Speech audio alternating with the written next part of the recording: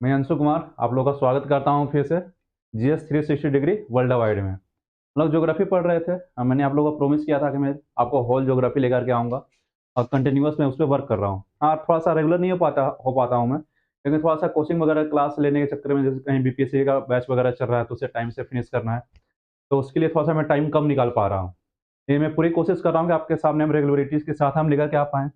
और हमारा कौन-सा चैप्टर चल रहा था? चैप्टर 3 चल रहा था ज्योग्राफी का, ठीक है? चैप्टर 3 मैंने बोला था थोड़ा-सा लंबा है विथ रिस्पेक्ट टू पहले 2 चैप्टर का, ठीक है? तो इसमें हम लोग हिमालय तंत्र के बारे में सारा पढ़ लिए थे, ठीक है? हमें नेक्स्ट टॉपिक क्या पढ़ना है? आइए हम लोग देखते हैं, हम लोग नेक्स्ट टॉपिक पे आते हैं आज। हम लोग आज मैदान के बारे में पढ़ेंगे, ठीक है? भारत का उत्तरी मैदान जो है उसके बारे में हम लोग स्टडी करने वाले हैं आज। तो चलिए, आ गया हमारा भारत का उत्तरी मैदान, ठीक है? ये है हमारा उत्तर भारत का विशाल मैदान के बारे में पढ़ेंगे हम लोग, ठीक है? Great plain of north India के बारे में पढ़ने वाले हम लोग हैं। तो भारत उत्तरी मैदान के बारे में जो हम लोग स्टडी करने वाले हैं, ठीक है? इसका विस्तार किसके द्वारा हुआ है? उत्तरी मैदान का विस्तार जो हुआ है, किसके द्वारा हुआ है? एक क्वेश्चन आपके दिमाग में आता होगा। मैदान तो पढ़ने वाले हैं, इसका विस्तार किसके द्वारा हुआ है? ठीक है? तो उत्तरी भारत का जो विशाल मैदान है, इसका निर्माण सिंधु, गंगा, ब्रह्मपुत्र नदियों के द्वारा किया गया है, ठीक है? आप देख रहे होंगे यहाँ पे मैप में, ठीक है?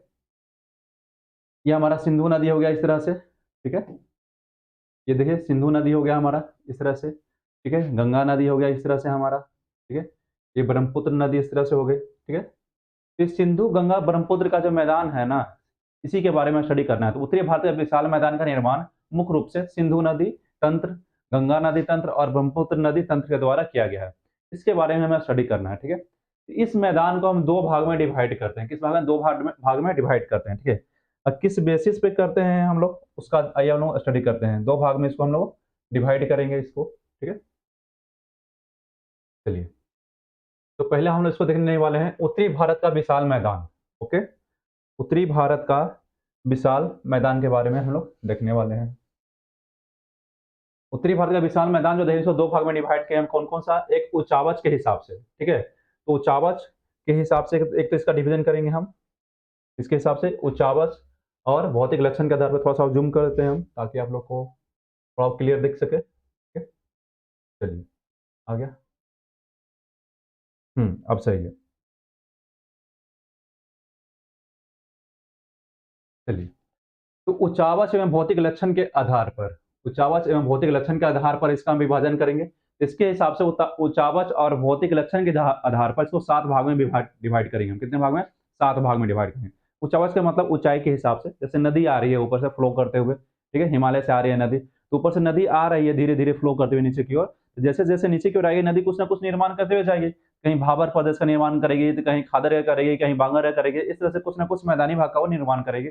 जिसके मैदान में जो जिस तरह का संरचना पाया जाता है, हमारा जिस जिस चीज़ से नदी बना रही है मैदान को, उसके हिसाब से उसको अलग-अलग नाम दिया गया है। इसलिए उसको 7 भाग में डिवाइड किए हैं, ठीक है? जैसे कि नदी ऊपर से आ रही है, ठीक है? यहाँ पे कुछ जमा कर दी, यहाँ पे कुछ जमा कर दी, फिर कुछ यहाँ पे जमा की, कुछ यहाँ जमा की, फिर तो जो जमा कर रही है नदी लाके अपने रास्ते में, ठीक है? जिससे मैदान का निर्माण हो रहा है, इस मैदान में किसी चीज़ की अधिकता होगी, किसी चीज़ की कमी होगी, ठीक है?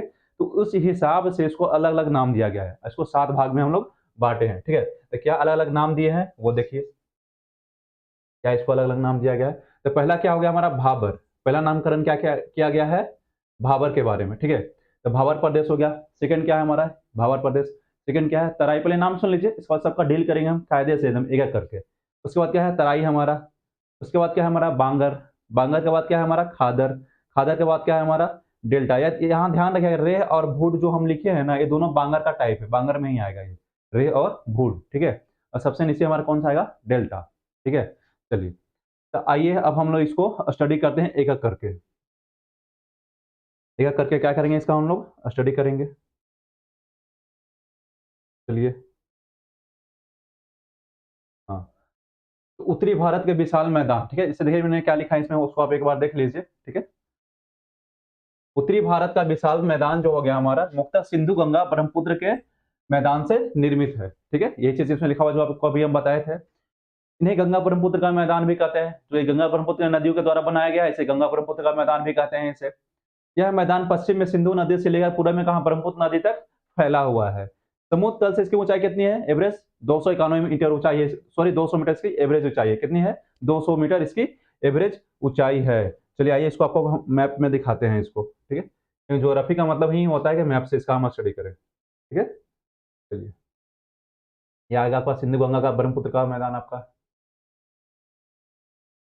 अब यहाँ देखिएगा, ये सिंधु नदी हो गया हमारा, ठीक है? सिंधु नदी फ्लो कर रही है इस तरह से। ये गंगा नदी थी इस तरह से, ठीक है? और इस तरह से कौन थी ये? ब्रह्मपुत्र नदी थी, ठीक है? ये सिंधु गंगा ब्रह्मपुत्र का मैदान हो गया। इसके द्वारा बनाया गया है। तो हमने ये बताया कि ये जो मैदान हमारा हो गया, इसकी एवरेज ऊंचाई कितनी है? 200 मीटर है। लेकिन यहाँ पे आप देख रहे होंगे, इस जगह का नाम क्या है हमारा? अंबाला। और ये जगह कौन सा है हमारा? सहारनपुर, ठीक है? तो अंबाला आपका कहाँ हो गया हमारा, बताइए? हरियाणा में। ये अंबाला हरियाणा में हो गया, सहारनपुर यूपी में हो गया। तो ये वाला जो पार्ट है ना, इसकी ऊंचाई अधिक है। कितनी ऊंचाई है इसकी? 291 मीटर, ठीक है? 291 मीटर ये ऊंचा है, ठीक है? तो 291 मीटर क्या है? ये ऊंचा है। 291 मीटर ऊंचा है, माने 91 मीटर, 91 मीटर ये क्या है? अधिक ऊंचा है इतना, ठीक है? अधिक ऊंचा होने के कारण क्या करेगा ये? नदी है, तो नदी के जल को विभाजित करेगा ये। मतलब कि यहाँ ये जो दो सहारनपुर और अंबाला के बीच का जो जगह हो गया ये वाला, ठीक है? ये क्या करते हैं? जल विभाजक का कार्य करता है, ठीक है? जल विभाजक कार्य करेगा। इसका मतलब ये हुआ कि इसके इधर की वो जो नदी तंत्र बह रही है, उसका जल इधर नहीं आएगा, और जो यहाँ पे जो नदी तंत्र बह रही है, उसका जल इधर नहीं जाएगा। फॉर एग्जाम्पल आपका गंगा नदी तंत्र का जो जल है इधर नहीं जाएगी, गंगा नदी तंत्र का जल इधर नहीं जाएगा, गंगा नदी तंत्र उधर फ्लो नहीं करेगी, सारी गंगा नदी इधर फ्लो करेगी, सारी से सहायक नदियां इधर फ्लो करेगी, ठीक है? और इधर में सिंधु नदी तंत्र फ्लो करेगा। सिंधु नदी तंत्र का मतलब क्या होगा? सिंधु की सहायक नदियां भी कौन कौन सा होंगे? चंबल, सॉरी अब चंबल नदी बोले, झेलम हो गया आपका, चिनाब हो गया, रावी हो गया, ब्यास हो गया। ये सब सिंधु की सहायक नदियां हैं, किधर फ्लो करेंगी? इधर फ्लो करेंगी, इधर बहेंगी ये, ठीक है? इसके इधर में, इसके इधर नहीं आएगी, ठीक है? तो अंबाला और सहारनपुर के बीच में क्या है? 291 मीटर का ऊंचा यहाँ पर जगह पाया जाता है, मैदान पाया जाता है, जो कि यहाँ पे जल विभाजक का कार्य करती है। मुख्य रूप से आपका गंगा नदी का जल और सिंधु नदी तंत्र का जो जल है, इसको मिलने नहीं देती है, ठीक है? इधर से यमुना नदी आएगी, यमुना नदी का जल भी इधर ही आएगा हमारा, ठीक है? चलिए, ये देखिए और देखते हैं हम लोग इसमें क्या देखना था हमें। इस तरह से आपका ये जो पहला स्लाइड था हमारा कंप्लीट होगा ये, ठीक है? इसमें आपको पढ़ना था भाबर प्रदेश के बारे में, तराई के बारे में, बांगर के बारे में, ठीक है? चलिए आइए बारी-बारी से एक-एक करके इसको हम लोग पढ़ते हैं।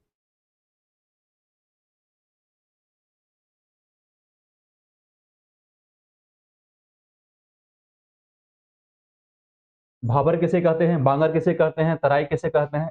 कुछ-कुछ तो मोटा-मोटी आप भी इसके बारे में जानते होंगे थोड़ा बहुत, लेकिन हम लोग इसको डिटेल में देखेंगे, इसका निर्माण कैसे होता है, ये हम लोग देखेंगे, ठीक है? इसका निर्माण कैसे होता है।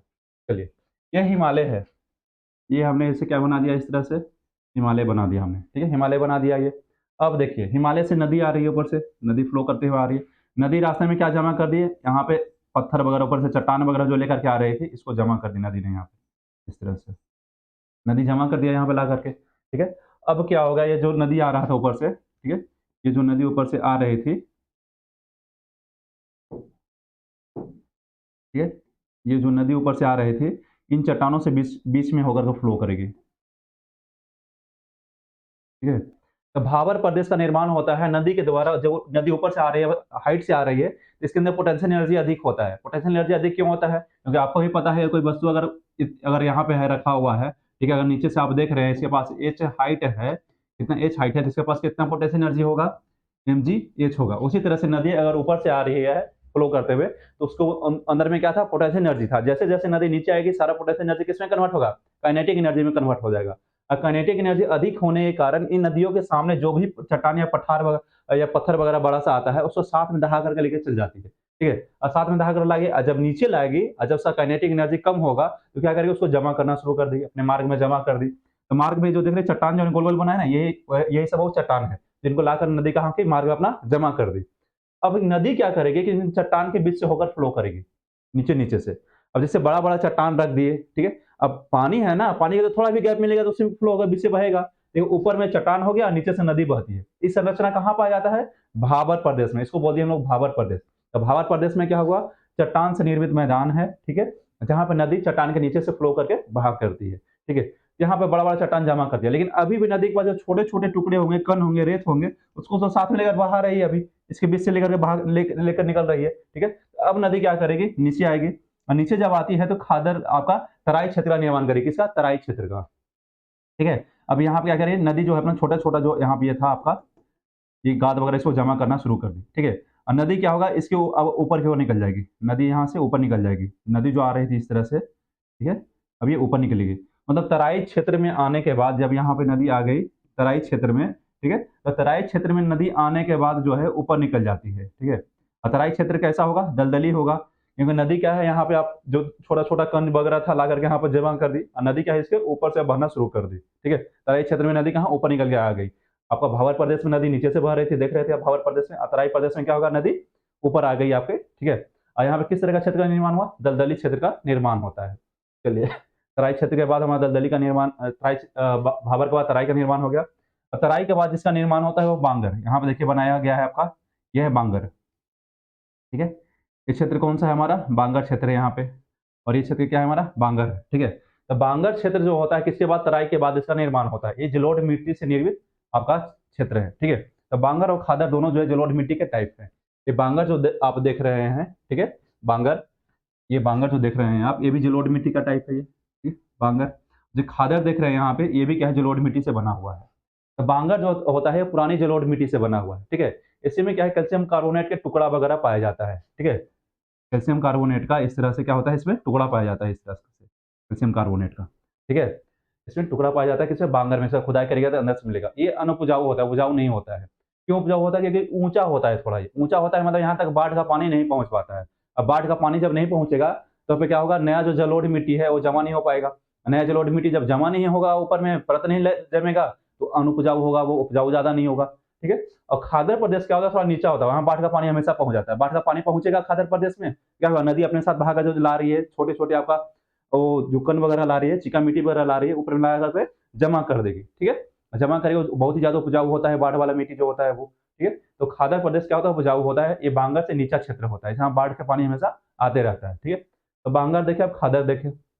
खादर के बाद जब आगे बढ़िएगा आप, खादर के बाद तो आप नदी अपने मुहाने पर तट पे क्या क्या करते हैं, डेल्टा का निर्माण करती है, ठीक है। क्या करती है, डेल्टा का निर्माण करती है तट पे आकर के नदी, ठीक है। तो खादर के बाद हमें क्या मिलता है, डेल्टा मिलता है। डेल्टा कैसा हो गया, हमारा दलदली क्षेत्र है हमारा, ठीक है, डेल्टा मिलता है।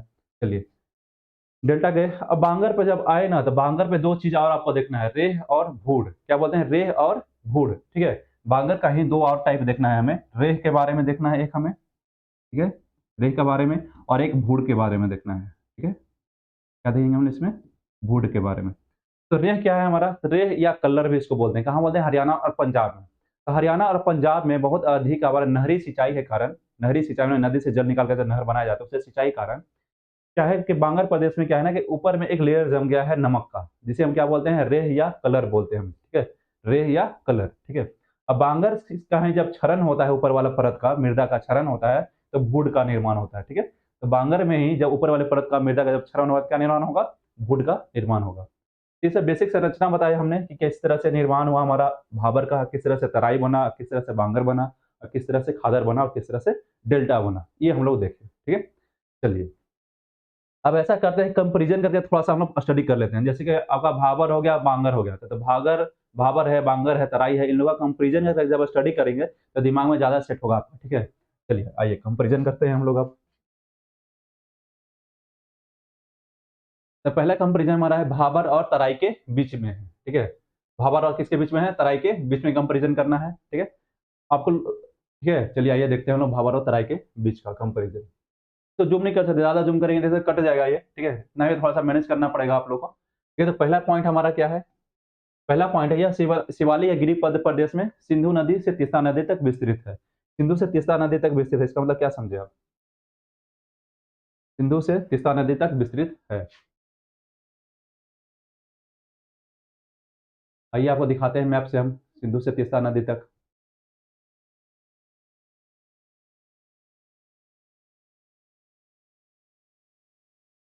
ये हमारी नदी कौन सी है, यहाँ पे तीस्ता नदी है, ठीक है।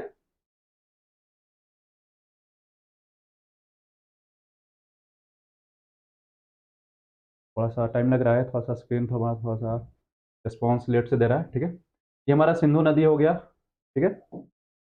यहाँ पे देखिए आप, ये सिंधु नदी है, ठीक है। ये कौन सी नदी है, सिंधु नदी है ये, ठीक है। और ये हमारा कौन सी नदी थी यहाँ पे, तीस्ता नदी। तो सिंधु से तीस्ता नदी तक तराई क्षेत्र का विकास है, ठीक है। तराई क्षेत्र का विकास कहाँ से, सिंधु से तीस्ता तक है। चलिए, तो हम लोग सिंधु से आपको क्या बता रहे थे कि तराई का क्षेत्र का विकास कहाँ से कहाँ तक हुआ है, तो सिंधु से लेकर लेकर के तीस्ता तक हुआ है, ठीक है। आपका भाबर का भी इसी तरह से विस्तार हुआ है। ये गोल गोल सा आप देख रहे हैं ना बनाया हुआ है शिवालिक के नीचे में, ये गोल गोल सा इस तरह से, ये क्या है, भाबर प्रदेश है, ठीक है।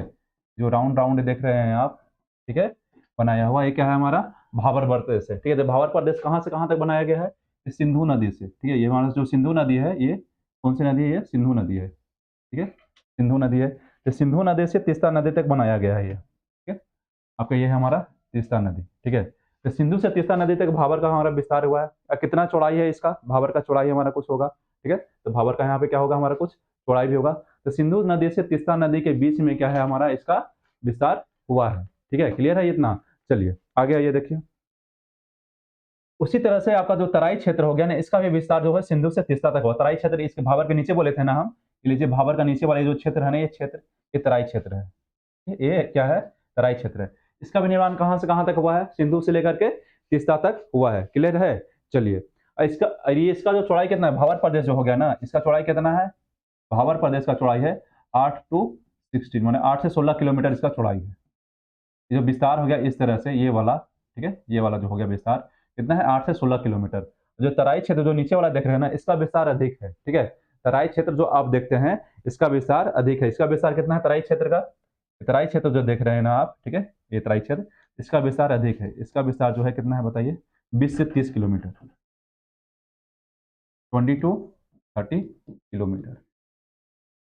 तराई क्षेत्र का विस्तार कितना है हमारा, 20 से 30 किलोमीटर। कहाँ से कहाँ, सिंधु से तीस्ता नदी तक, यहाँ तक। ये पॉइंट क्लियर है आपका। चलिए फिर से आ जाते हैं हम लोग अपने स्लाइड पे, जहाँ हम लोग चर्चा कर रहे थे, कंपेरिजन करके स्टडी कर रहे थे। तो पहला पॉइंट है यह शिवालिक के गिरि पद में, शिवालिक का मैंने नीचे वाले दिखाया मैंने अभी, गिरि पद प्रदेश में सिंधु नदी से तीस्ता नदी तक विस्तृत है। यह भावर प्रदेश को उसके बाद तराई में दिखेगा, यह भावर प्रदेश के दक्षिण में सिंधु से तीस्ता नदी तक फैला होता है। भावर प्रदेश के दक्षिण में दिखाया था ना मैंने, इसके भावर प्रदेश इस तरह से था हमारा, ठीक है। उसके नीचे में इधर तराई क्षेत्र था हमारा, ठीक है। ये हमारा शिवालिक था, इस तरह से शिवालिक था, तो आपको नीचे में ही दिखाया था हमने, ठीक है। चलिए आगे देखिए, इसकी चौड़ाई 8 से 16 किलोमीटर है। तो भावर प्रदेश हो गया, इसकी चौड़ाई, इसकी ये वाला जो चौड़ाई है कितना है, 8 से 16 किलोमीटर है, ठीक है। लेकिन आप तराई क्षेत्र में आइएगा तो तराई का चौड़ाई कितना है, 20 से 30 किलोमीटर है, ठीक है। 20 से 30 किलोमीटर इसका चौड़ाई है। मैंने तराई क्षेत्र जो आप नीचे वाला देख रहे थे, ये वाला पार्ट जो देख रहे थे भावर के नीचे वाला, इसका चौड़ाई मतलब कि इधर से इधर ये वाला कितना है, ये 20 से 30 किलोमीटर है, 20 to 30 किलोमीटर, ठीक है। चलिए उसके बाद देखिए, भारी पत्थर कंकड़ बजरी आदि के जमाव के कारण यह परागम्य चट्टानों का क्षेत्र है। परागम्य मतलब कि यहाँ से नदी फ्लो कर सकती है। जैसे आपको दिखाया था हम कि भावर जब बना हुआ है तो क्या इस तरह से चट्टान से बना है, इसके बीच से नदी होकर बह सकती है, इससे नदी बह सकती है। तो ये बोल रहा है परागम्य चट्टान का क्षेत्र है। लेकिन जब इसके अपेक्षा जब बारीक अब आइएगा, आप तराई इसमें सॉरी तराई क्षेत्र में आइएगा, तो यह अपेक्षाकृत बारीक कणों से बना हुआ है, छोटा छोटा कण से बना हुआ है, ठीक है। तथा वनों से ढका हुआ प्रदेश है, ठीक है। इसमें नदी क्या है, ऊपर से बहती है, इसकी नदी में क्या है, नीचे से बह रही थी। तब परागम्य चट्टाने के कारण अधिकांश नदियां भूमिगत होकर अदृश्य हो जाती है भावर क्षेत्र में, ठीक है। ये चट्टान बड़ा बड़ा हो गया था, नदी इसके नीचे से होकर बहती है। लेकिन जब तराई क्षेत्र में आएगा तो नदी जो है इसके ऊपर आ जाती है, निकल के आ जाता है, वहां दलदली क्षेत्र का निर्माण होगा, ठीक है। तो इसमें देखिए आपका पॉइंट में तो मिटा देते हैं। तो भावर प्रदेश की भूमिगत नदियां तराई धरातल पर आ जाती है, ठीक है। तब तराई में क्या, तराई में धरातल पर आ जाती है। कौन सी नदी, जो भावर प्रदेश में क्या था, भूमिगत हो रहा था, नीचे फ्लो कर रहा था। तराई क्षेत्र में क्या आ गया, ऊपर होकर फ्लो करने लगता है, और ऊपर जब आ जाएगा तो क्या करेगा, यहाँ पे दलदली क्षेत्र का निर्माण करेगा। बहुत से तराई इलाकों में वनों को साफ करके कृषि कार्य आज किया जा रहा है, लेकिन पहले ये ऐसा नहीं हो पाता था। और इधर में आइएगा जब आप भावर प्रदेश में, यह प्रदेश कृषि के लिए उपयुक्त नहीं है, क्योंकि भावर प्रदेश किससे बना हुआ था, इस तरह से चट्टान से बना हुआ है, ठीक है। चट्टान से बना हुआ था, चट्टान पर कृषि थोड़ी कर सकते हैं। यही चट्टान के नीचे से होकर नदी बह रही थी ऐसे ऐसे भावर प्रदेश में। और खादर प्रदेश में जब सॉरी तराई क्षेत्र में जब आया तो नदी क्या आएगा, ऊपर आ गया, ऊपर आकर फ्लो करने लगी, बहने लगी, ठीक है। चलिए उसके बाद देखना हमें बांगर के बारे में, बांगर के बारे में देखेंगे, और क्या देखेंगे हम लोग, खादर के बारे में। बांगर और खादर का हम लोग कंपेरिजन करके स्टडी करेंगे। जिस तरह से वे भाबर और तराई का किए ना, उसी तरह से बांगर और खादर का करेंगे। तो बांगर के बारे में, ये क्या है, यह पुरानी जलोढ़ मिट्टी का बना हुआ भाग है, पहले भी बता चुके हैं आपको। और क्या है, ऊंचा भाग होता है, भी बताए थे। ऊंचा भाग होने के कारण क्या है, वहाँ बाढ़ का पानी नहीं जाएगा। अब बाढ़ का पानी नहीं जाएगा तो वहाँ पे क्या है, जलोढ़ मिट्टी अपना ऊपर एक लेयर नहीं बिछा पाएगी। और जलोढ़ मिट्टी का जब लेयर नहीं बिछेगा नदी के द्वारा, तो क्या होगा, वो अनुपजाऊ होगा आपका, ठीक है। लेकिन खादर में ऐसा नहीं होता है। खादर एक तो नवीन मिट्टी है, नया मिट्टी है, नवीन जलोढ़ मिट्टी है, और दूसरी बात ये है कि नीचा भाग है बांगर से। तो नदी क्या है, इसमें बाढ़ का पानी लेकर के आती है। नदी जब बाढ़ का पानी लेकर के आएगी तो इसमें क्या होता है, नई जलोढ़ मिट्टी ऊपर में बिछाती है, जो कि काफी उपजाऊ होता है, ठीक है। अब देखिए, बांगर प्रदेश बाढ़ के तल से ऊंचा होता है, सही बात है, ऊंचा है। खादर प्रदेश प्रतिवर्ष बाढ़ आती रहती है और जलोढ़ की नई परत बिछ जाती है, भी बता चुके हैं। ओके, आगे देखते हैं। इसमें कंकड़ नामक चूना पत्थर पाया जाता है, ठीक है। तो कंकड़ नामक चूना पत्थर पाया जाता है, जो किसका, इस तरह का, ठीक है, इस तरह का टुकड़ा होता है। क्या किसका बना होता है, कैल्शियम कार्बोनेट का बना होता है, CaCO3 का बना होता है, ठीक है, CaCO3 का। आगे देखिए, यह कृषि के लिए अधिक उपयोगी नहीं है। बांगर जो है कृषि के लिए अधिक उपयोगी नहीं है, ठीक है। और इसमें देखिए, यह मुख्यतः चिका मिट्टी, और चिका मिट्टी किसका बना होता है, बलुआ और कंकड़ से युक्त मिट्टी होता है, इसको चिका मिट्टी बोलते हैं, ठीक है, का बना होता है। यहाँ गहन कृषि की जाती है, खेती खूब की जाती है। यहाँ पे नहीं की जाती थी, यहाँ पे की जाती है, ठीक है। अब पंजाब के मैदान में से क्या बोलते हैं, बेट बोलते हैं, ठीक है। पंजाब के मैदान में खादर को क्या बोलते हैं, बेट बेट बोलते हैं। अब बांगर को क्या बोलते हैं पंजाब के मैदान में, यहाँ इसे क्या बोलते हैं बताइए, इसी से धाया बोलते हैं। क्या बोलते हैं, धाया। तो पंजाब के मैदान में बांगर को धाया बोलते हैं, जबकि खादर को क्या बोलते हैं, बेट बोलते हैं, ठीक है। इसी में चीका अधिक होने के कारण, खादर मिट्टी में चीका अधिक होने के कारण इसकी जल धारण क्षमता अधिक होती है बांगर के रिस्पेक्ट में, ठीक है।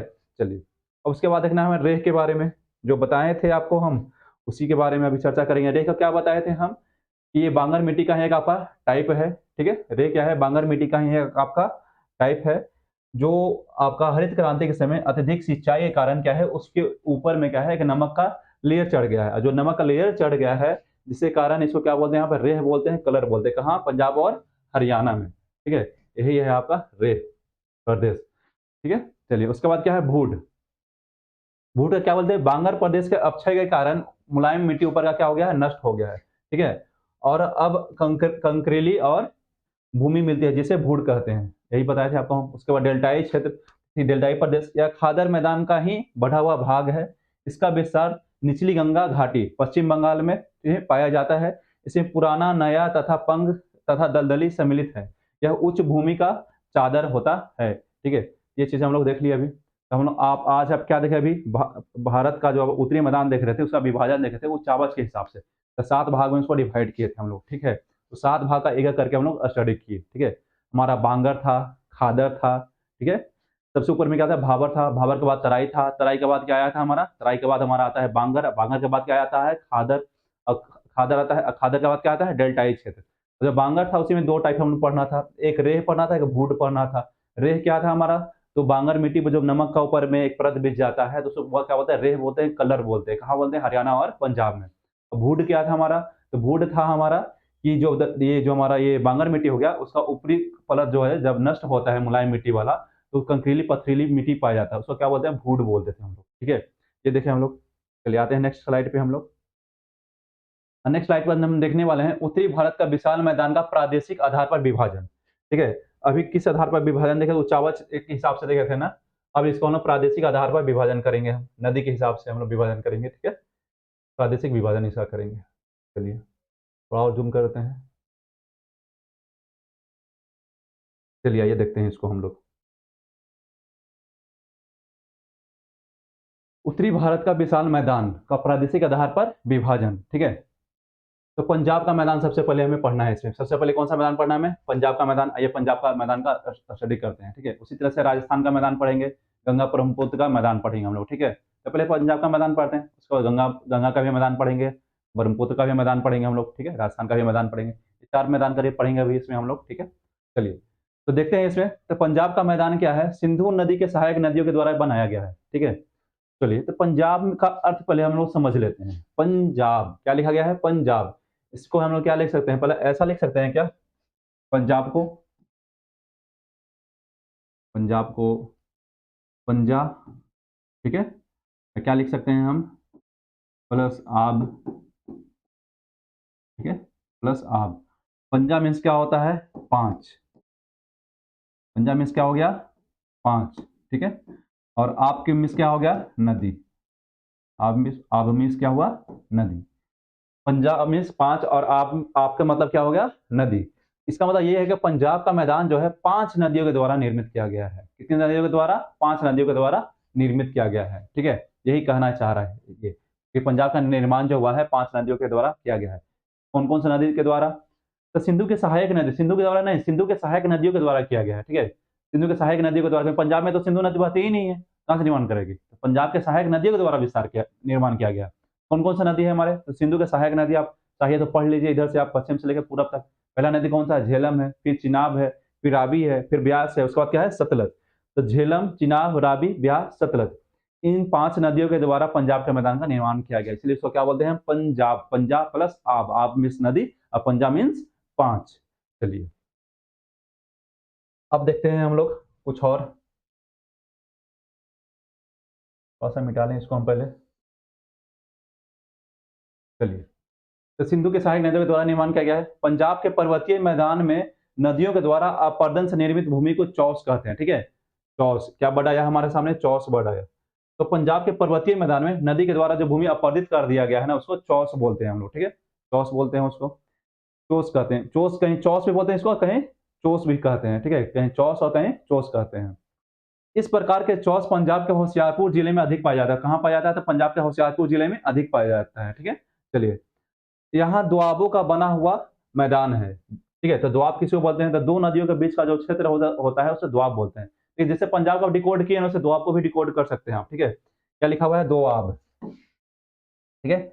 2 इसमें क्या है? 2 है, 2 मीन्स क्या हो गया हमारा? 2, सिंपल सा 2 हो गया हमारा, ठीक है? 2 हो गया। आब मीन्स अभी भी बताए थे, क्या हुआ बताए थे हम? नदी, 2 नदी, ठीक है? तो क्या हो गया? 2 नदी, तो 2 नदी के बीच के क्षेत्र को क्या बोलते हैं हम लोग? दोआब बोलते हैं। तो पंजाब जो है दोआबों का क्षेत्र है, ठीक है? दोआबों का मैदान है पंजाब। पंजाब का मैदान क्या हो गया हमारा? दोआबों का मैदान है, ठीक है? तो दोआबों का मैदान है, तो इसके बारे में हम लोग देखेंगे अब।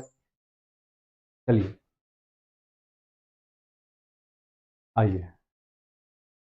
आपको अभी हम एक इतने बेहतरीन तरीके से बताएँगे कि आपको याद, दोआब कभी ज़िंदगी में भूलिएगा नहीं, याद नहीं करना पड़ेगा आपको। बस आपको फ़ोकस करना है बोर्ड के ऊपर, ठीक है? कभी भी आपको याद नहीं करना पड़ेगा। जैसे हमने यहाँ पे दोआब लिख रखा है, बिस दोआब, बड़ी दोआब, रचना दोआब, चस दोआब, सिंध सागर का दोआब, ठीक है? जो हम बोलेंगे उस पर फ़ोकस कीजिएगा, कभी भी आपको इसको याद नहीं करना पड़ेगा। यहाँ पे क्या लिखा हुआ है? बिस दोआब, ठीक है? तो पहला वर्ड को आप ले लीजिए, ठीक है? पहला वर्ड को लीजिए, क्या मिला? बी, ब मिला। ब से व बन सकता है ना? ब जहाँ पे उसको व बना लीजिए, ठीक है? ब से क्या हो गया? ब्यास नदी, ये रहा ब्यास, ठीक है?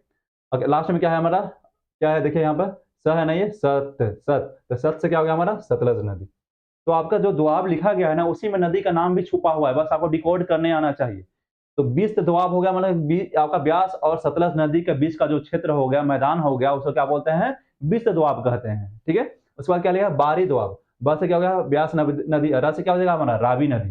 बोलो, ब से ब्यास नदी, र से क्या हो गया? रावी नदी। मतलब कि आपका ब्यास और रावी के बीच का जो क्षेत्र है, उसे क्या बोलते हैं हम लोग? बारी दोआब बोलते हैं, ठीक है? उसके बाद देखिए रचना दोआब। र से क्या हो गया हमारा? रावी नदी। और च से क्या हो गया हमारा? चिनाब नदी, ठीक है? लो, रावी नदी और चिनाब नदी। तो रावी नदी और चिनाब नदी के बीच का जो क्षेत्र है मैदानी भाग, उसे क्या बोलते हैं हम लोग? रचना दोआब कहते हैं। उसके बाद च से क्या हो गया? चिनाब नदी। ज से क्या हो गया हमारा? ज से हमारा कोई नदी नहीं है, लेकिन ज से क्या, अब जे से ज लगते हैं ना, जे से ज, झ किसे लिखते हैं? जे एच, तो जे से यहाँ स्टार्ट होता है, तो इसको कह सकते हैं झेलम नदी।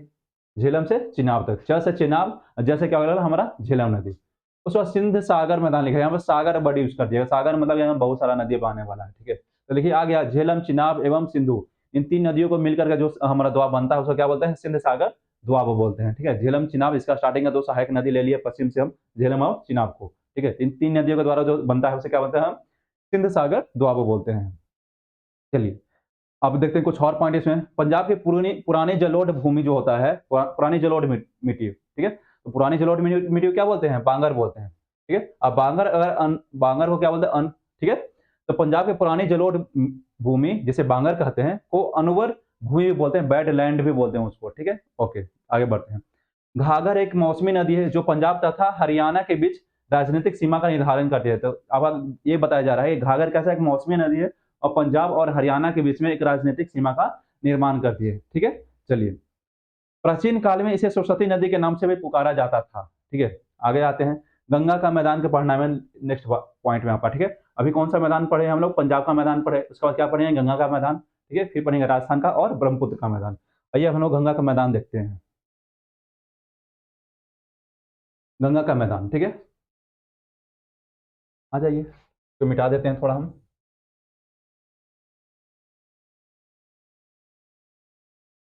गंगा के मैदान की रचना जो है अग्रगर्त माने फोर्स डीप, ठीक है। गंगा के मैदान की रचना अग्रगर्त फोर्स डीप से हुई है, ठीक है। अग्रगर्त फोर्स डीप का मतलब क्या समझे, जैसे कि आपका हिमालय का जब निर्माण में पढ़ाया था तो क्या बताया था कि जो आपका हमारा जो भारत है, प्रायद्वीपीय भारत, उसका विस्तार किधर हो रहा है, उत्तर पूर्व की ओर, इधर की ओर ये मूव कर रहा है, जा रहा है।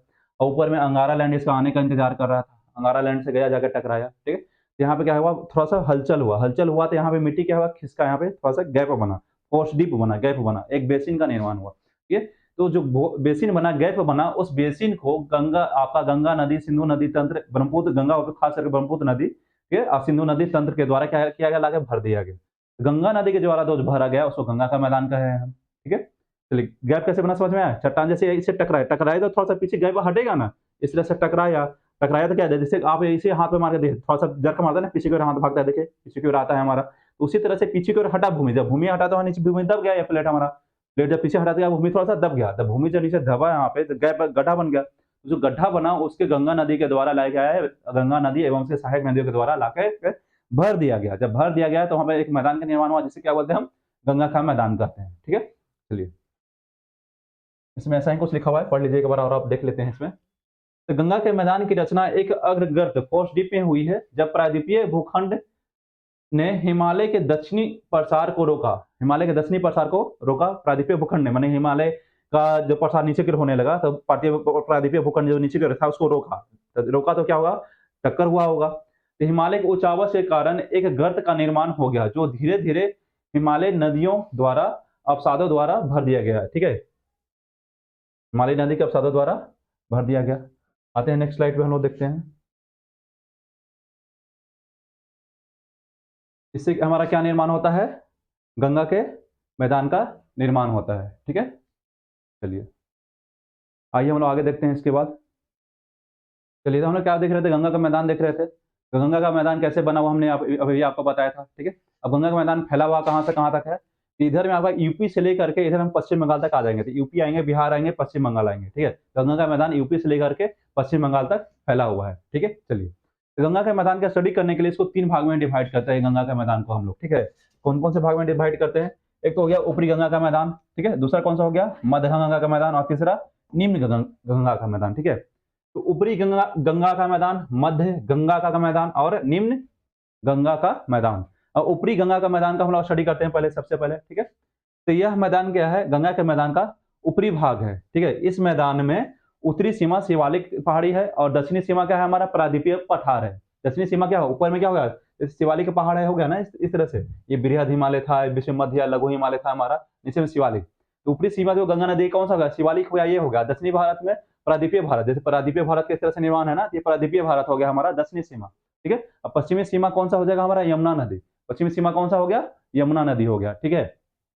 चलिए, और जो हमारा एक मैदान जो हो गया हमारा उत्तरी गंगा का मैदान, इसका ढाल किधर की ओर है, इसका ढाल जो है पूरब की ओर है, इस तरह से पूरब की ओर, ठीक है। और पूरब दक्षिण की ओर भी है, ऐसे भी है, ठीक है। मतलब इस तरह से भी इसका ढाल है पूरब की ओर, और थोड़ा कैसा है, पूरब दक्षिण की ओर, ऐसे भी इसका ढाल है उत्तरी गंगा के मैदान का, ठीक है।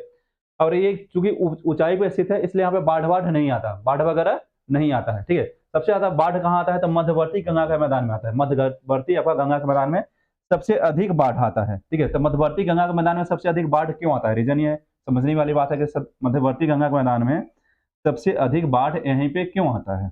चलिए, आइए इसको समझते हैं हम लोग कि मध्यवर्ती गंगा के मैदान में सबसे अधिक बाढ़ क्यों आता है। तो मध्यवर्ती गंगा का मैदान थोड़ा सा नीचा मैदान है हमारा, क्या था, ऊपरी गंगा का मैदान ऊंचा मैदान था ना, लेकिन मध्यवर्ती गंगा का मैदान क्या है हमारा, थोड़ा सा नीचा मैदान है, ठीक है। तो नीचा मैदान है, इसलिए यहाँ पे बाढ़ वगैरह ज्यादा आता है, ठीक है। तो बाढ़ कैसे आता है ज्यादा, 1 मिनट मिट जाए उसके बाद बताते हैं आपको। चलिए, ये देख लीजिए, अब गंगा नदी इस तरह से है, ऊपर से ले लेते हैं ना, गंगा नदी है तो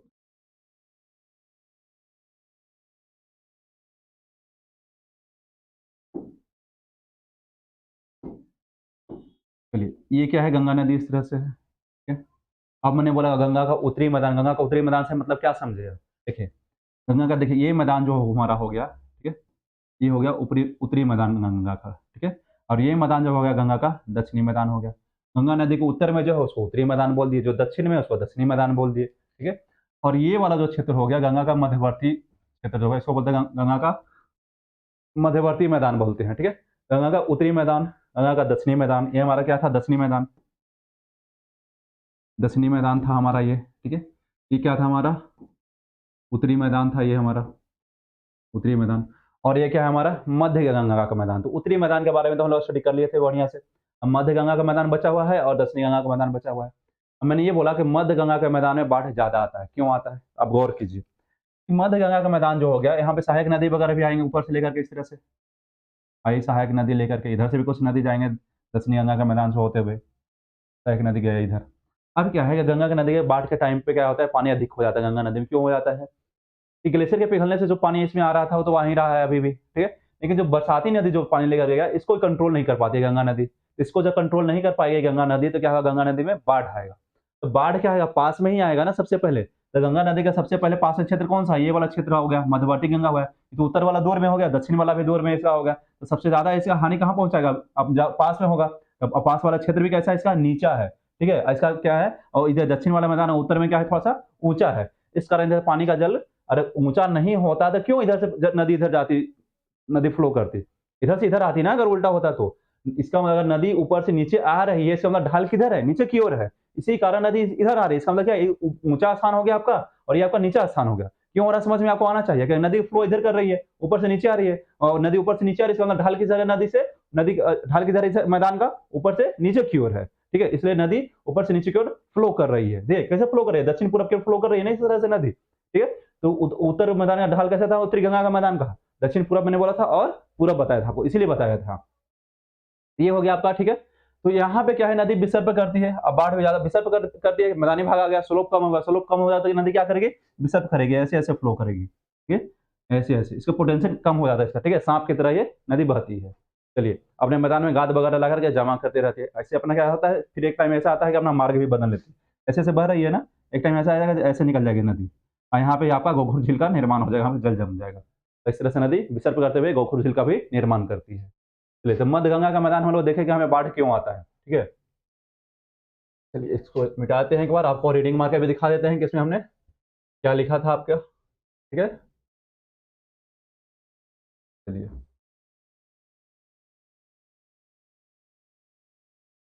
तो यह मैदान उत्तर प्रदेश के पूर्वी भाग तथा बिहार में फैला हुआ है। यह मैदान बाढ़ से सर्वाधिक प्रभावित होने वाला मैदान है।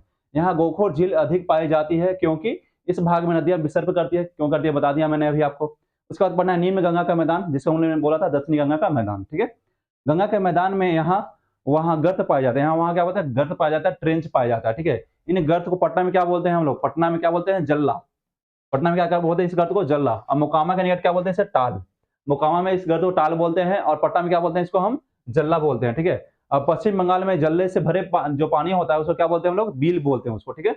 जलपाईगुड़ी तथा दार्जिलिंग जिले का पर्वतीय तथा तराई क्षेत्र में क्या होता है? उसे द्वार कहते हैं। द्वार कहाँ बोलते हैं इसको? जलपाईगुड़ी तथा दार्जिलिंग के पर्वतीय क्षेत्र में इसको द्वार कहते हैं। चलिए, अब नेक्स्ट स्लाइड पे आते हैं। यहाँ पे हमारा राजस्थान का मैदान के बारे में, ठीक है? राजस्थान का मैदान, इसका विस्तार कहाँ से कहाँ तक हुआ है? ठीक है? तो अरावली पर्वत, जो अरावली पर्वत आप देख रहे थे ना इस तरह से, ठीक है? इस तरह से अरावली पर्वत, ठीक है? आपको एक करते हैं काम करते हैं, मैप पे ही डायरेक्ट लेकर के आते हैं। आ जाइए मैप पे। मैप पे आ गए, ठीक है? यहाँ पे अरावली पर्वत है इस तरह से। इस तरह से यहाँ पे क्या है? अरावली पर्वत है, ठीक है? तो अरावली पर्वत के आप जो पूरब में मैदान देख रहे हैं ना, इसी को बोलते हैं राजस्थान का मैदान, ठीक है? सॉरी, अरावली पर्वत के पश्चिम में। तो अरावली पर्वत के पश्चिम से आपका पाकिस्तान के बाउंड्री तक जो आप मैदान देख रहे हैं, ये वाला मैदान जो आप देख रहे हैं ना, ये मैदान, इसी को बोलते हैं राजस्थान का मैदान, ठीक है? इसी के बारे में अभी आपको हम बता रहे थे। चलिए, तो इसका विस्तार पश्चिम में अरावली पर्वत से लेकर के, थोड़ा ज़ूम कर दें क्या?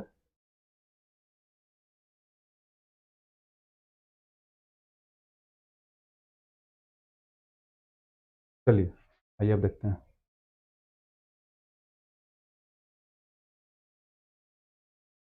हाँ, तो इसका विस्तार पश्चिम में अरावली पर्वत से लेकर के भारत कहाँ तक हुआ है?